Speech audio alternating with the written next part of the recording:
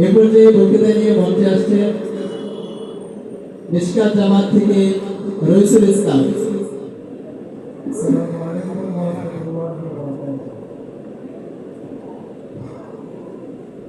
حامدا ومصليا ومسلما أما بعد فأعوذ بالله من الشيطان الرجيم. بسم الله الرحمن الرحيم.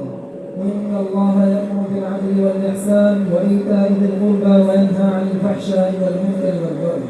وقال النبي صلى الله عليه وسلم: إن المؤمن مألف لا خير في من لا يألف ولا يؤلف. আজকের আয়োজিত বার্ষিক বক্তৃতা সেমিনারের সম্মানিত সভাপতি, বিজ্ঞ বিচারক মন্ডলী, সুদক্ষ পরিচালক ও আমার সামনে উপবিষ্ট একজন মেইন প্রকাশের তালিবের ভাইয়েরা, সকলকে জানাই আমার পক্ষ থেকে শুভেচ্ছা ও মোবারকবাদ। আমার নির্ধারিত বিষয় বর্তমান প্রেক্ষাপট উলামায়ে কেরামের করণীয় সম্পর্কে কিঞ্চিৎ আলোকপাত করার চেষ্টা হবে ইনশাআল্লাহ।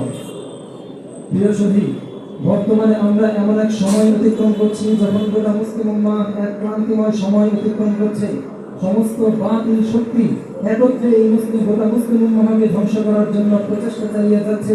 ফিলিস্তিনের দিকে তাকিয়ে দেখুন, নির্যাতনের আদি সবচেয়ে কিভাবে তারা ধুকে ধুকে মারা যাচ্ছে। এমনকি সংখ্যাগরিষ্ঠ মৃতের সংখ্যা 40,000 ছাড়িয়ে গিয়েছে। যুক্তরাষ্ট্র এই যুদ্ধের কলকাঠি নাড়ার কারণে যুদ্ধবিরতির সম্ভাবনা দুর্বল হয়ে গিয়েছে। তাকিয়ে দেখুন, চীনের উইঘুরের মুসলমানদের ধর্মীয় অনুভূতি কব্জা করে, ধর্মীয় অনুভূতি নষ্ট করে দিয়ে কিভাবে তাদেরকে প্রশিক্ষিত করে রাখা হয়েছে।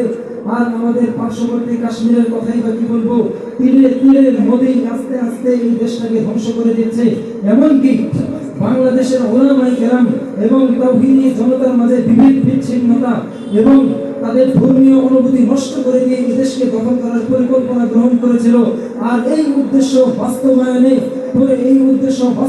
নিবেদিত প্রাণ ছিল তাগুত আওয়ামী সরকার। এ কারণেই আমরা দেখতে পাই, তাগুত আওয়ামী সরকারের কাছে ভর করে এদেশের খ্রিস্টানরা 16,000-এর মতো গির্জা উপাসনালয় বাংলাদেশে তৈরি করে ফেলেছে।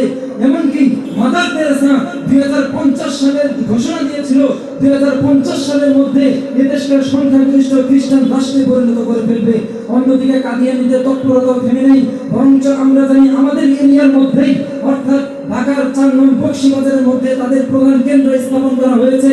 ঢাকা মহানগরে আরো 6টি ছোট ছোট কেন্দ্র স্থাপন করা হয়েছে। এক জরিপে জানা গিয়েছে পুরো বাংলাদেশে তাদের 123টিরও অধিক সেন্টার রয়েছে। এতে আরো অনেক বাতিল ফেরকা বাংলাদেশে কাজ করছে, তাদের কথা সংক্ষেপে বললেও এই সময় শেষ হবে না।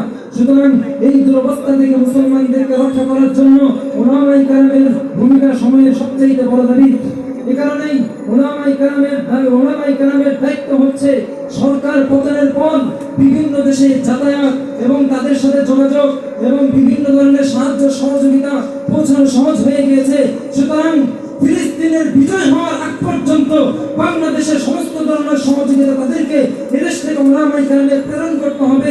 এমনকি সরকারের পতনের পর সমস্ত বাতিল শক্তির গোড়া পর্যন্ত দুর্বল হয়ে গিয়েছে। তাই একই সময় তাদের গোড়া পরিপূর্ণভাবে উৎখাত করে দেওয়ার, পরিপূর্ণভাবে মূলোৎপাটন করে দেওয়ার, যাতে করে ভবিষ্যতে আর কোনো মুসলমান খ্রিস্টান না হয়, যাতে করে ভবিষ্যতে আর কোনো গির্জা উপাসনালয় প্রতিষ্ঠা না হয়, যাতে করে ভবিষ্যতে ইস্তেমার মতো ময়দানে মুসলমানদের রক্ত না ঝরে। সর্বোপরি ইস্তেমার ময়দানকে কেন্দ্র করে বেদাতিরা যে কাণ্ড ঘটিয়েছে, এ কারণে পৃথিবীর কিয়ামতের আগ পর্যন্ত এখন থেকে তাদের সমস্ত ধরনের কার্যক্রম বাংলাদেশে নিষিদ্ধ ঘোষণা করতে হবে। তাই পরিষ্কার কথা, বাংলাদেশে এখন থেকে ইস্তেমা হবে, বিশ্ব ইস্তেমা হবে একবার। দ্বিতীয় বিশ্ব ইস্তেমার যে ডাক দিবে তার একটু ভেবে চিন্তে কথা বলতে হবে। সুতরাং মাথা খাটাতে হবে, এখন মাথা খাটিয়ে কাজ করতে হবে। বাংলাদেশে বৈষম্য বিরোধী ছাত্র আন্দোলনের মাধ্যমে যে দেশ স্বাধীন হয়েছে, এখানে পরিপূর্ণ খেলাফত আমাদের দাবি করলে চলবে না, এটা তারা কখনোই মেনে নেবে না। এ কারণেই আমরা বলবো, ছাত্ররা যেহেতু আন্দোলন করেছে বৈষম্য মুক্ত বাংলাদেশের জন্য, সুতরাং বৈষম্য মুক্ত বাংলাদেশ গড়তে যদি চান, তাহলে সরকার প্রধানকে বলবো, আপনার কোরআনের 5টি কর্মসূচি আমরা তারা দিয়ে দিয়েছেন, এই 5টি কর্মসূচি যদি মানতে পারেন তাহলে বৈষম্য মুক্ত বাংলাদেশ করা সম্ভব। আল্লাহ তাআলা বলেন, ইন্নাল্লাহা ইয়া'মুরু বিল আদল ওয়াল ইহসান ওয়া ইতা'i যিল কুরবা ওয়া ইয়ানহা আনিল ফাহশাই ওয়াল মুনকার ওয়াল বাগয়। অন্যথায় এই পাঁচটি কর্মসূচি দেশে যদি বাস্তবায়ন না হয় তাহলে বৈষম্য মুক্ত বাংলাদেশ কখনোই করা সম্ভব নয়। সুতরাং পরিষ্কার হয়ে যাবে, ৭১ যেভাবে আমাদের রক্ত বিফল হয়েছিল, এই পাঁচটি কর্মসূচি বাস্তবায়ন না করার কারণে ছাত্র জনতার রক্ত ভবিষ্যতে বিফল হবে, এটা অস্পষ্ট কিছু নয়, বরং এর সমূহ সম্ভাবনা ও আশঙ্কা রয়েছে। ওয়াখিরু দাওয়ানা আলহামদুলিল্লাহি রাব্বিল আলামিন। আসসালামু আলাইকুম।